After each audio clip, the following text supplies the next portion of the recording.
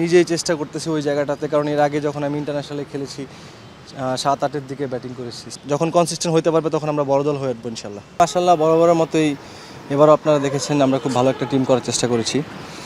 Senior কিছু player, আবাহনীর কিছু পুরাতন প্লেয়ার ব্যাক করানোর চেষ্টা করা হয়েছে, সাথে যারা গত বছর ইয়াংস্টার ছিল এবার নতুন করে কিছু প্লেয়ার অ্যাড করেছি আমরা। সো আমি আশাবাদী যে আমাদের টিম খুব একটা ভালো একটা টিম হয়েছে। সুপার লিগটা থাকলে আপনার হয় কি, যে যারা কিনা চ্যাম্পিয়ন রেসের দিকে থাকে তাদের জন্য একটা অপরচুনিটি থাকে যে যদি তারা লিগের প্রথম দিকে কিছু পয়েন্ট হারায়ও ফেলে তো সেই জায়গা থেকে আবার ব্যাক করার একটা চান্স থাকে। তো এই লিগে আমার মনে হয় যে একটু চ্যালেঞ্জিং থাকবে সব টিমগুলোর জন্যেই।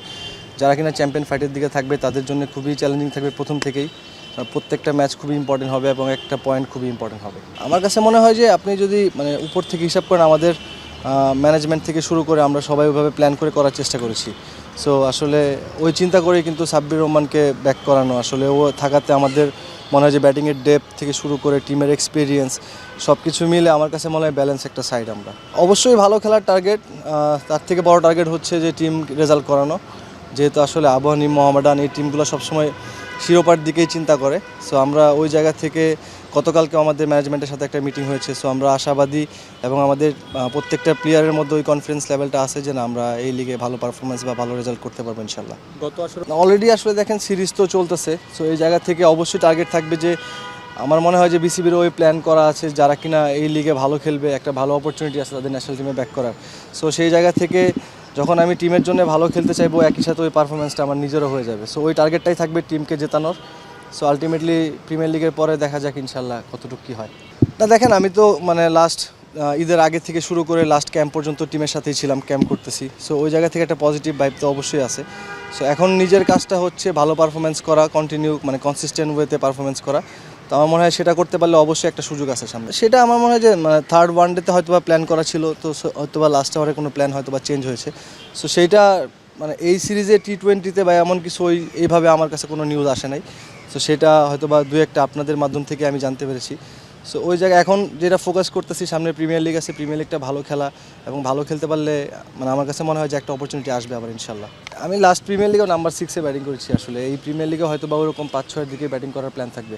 সো সেই জায়গা থেকে টিমের রিকোয়ারমেন্ট এবং আসলে বর্তমানে ন্যাশনাল টিমের যেই চাহিদাটা আছে, আমি সেটা চেষ্টা করব প্রিমিয়ার লিগের মাধ্যমে সেই কাজটা করার। এখন সেটা যদি আমি সাকসেসফুলি করতে পারি, আমার কাছে মনে হয় যে একটা সুযোগ তো থাকবে না। এইভাবে আসলে কোনো কথা হয় নাই। সো আমি নিজেই চেষ্টা করতেছি ওই জায়গাটাতে, কারণ এর আগে যখন আমি ইন্টারন্যাশনালে খেলেছি 7-8-এর দিকে ব্যাটিং করেছি। সো প্রিমিয়ার লিগেও আমি ডোমেস্টিক ক্রিকেটেও 6-7-এ ব্যাটিং করার অভিজ্ঞতা আমার আছে এবং সেই জায়গাটাতেই হয়তো বা ম্যাক্সিমাম টাইম ব্যাটিং করা হয় টিমের রিকোয়ারমেন্ট অনুযায়ী।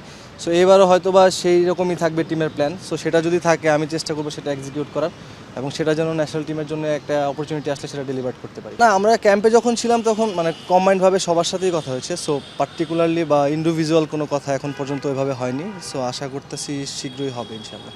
না, আমরা আসলে যতটুকু সুযোগ আমরা পাইছিলাম ওনার সাথে কথা বলার, আমরা চেষ্টা করছি ডোমেস্টিক ক্রিকেট নিয়ে কথা বলার। কারণ আমাদের ডোমেস্টিক ক্রিকেট লাস্ট 1 বছর যাবত আমরাও দেখতেছি যে ঠিকঠাক ওয়েতে চলতেছে না। তো সেই জায়গা থেকে শুধু ঢাকা প্রিমিয়ার লিগ না এবং একদম কোয়ালিফায়ার থেকে শুরু করে যে ডোমেস্টিক লিগগুলো আছে সেগুলো নিয়ে আমরা সার্বিকভাবেই কথা বলার চেষ্টা করেছি, যেন আমাদের পুরো ডোমেস্টিকের ক্যালেন্ডারটা একটা টাইমের মধ্যে করা যায় এবং সেটা যেন সিকিউর থাকে এবং সবসময় অন টাইমটাতে যেন হয়।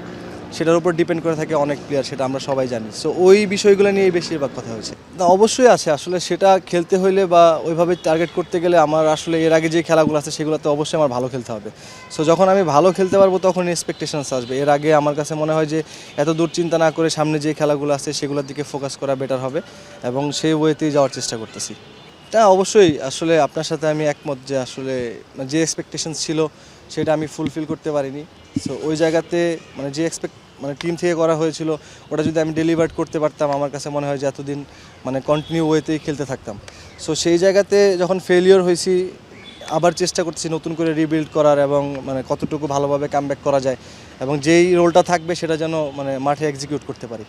এখন চেঞ্জেসের ব্যাপারটা দেখেন, এটা তো সিলেকশন প্যানেল আছে, এটা ওনারা ঠিক করবে বা এটা ওনাদেরই কাজ আসলে। সো সেই জায়গা থেকে আমার কাছে মনে হয় যে বর্তমান যে টিমটা খেলতেছে, লাস্ট আমরা T20 ম্যাচেও দেখতে পাচ্ছি, খুবই এক্সাইটিং টিম। সো আমার মনে হয় যে টাইম দিলে এই টিমটা ভালো করবে ভবিষ্যতে ইনশাল্লাহ। সো বাকিরা তো সবাই চেষ্টা করতেছে, মাঠে হার্ডওয়ার্ক করতেছে, এটা হয়তো বা যখন কনসিস্টেন্ট হতে পারবে তখন আমরা বড় দল হয়ে উঠবো ইনশাল্লাহ।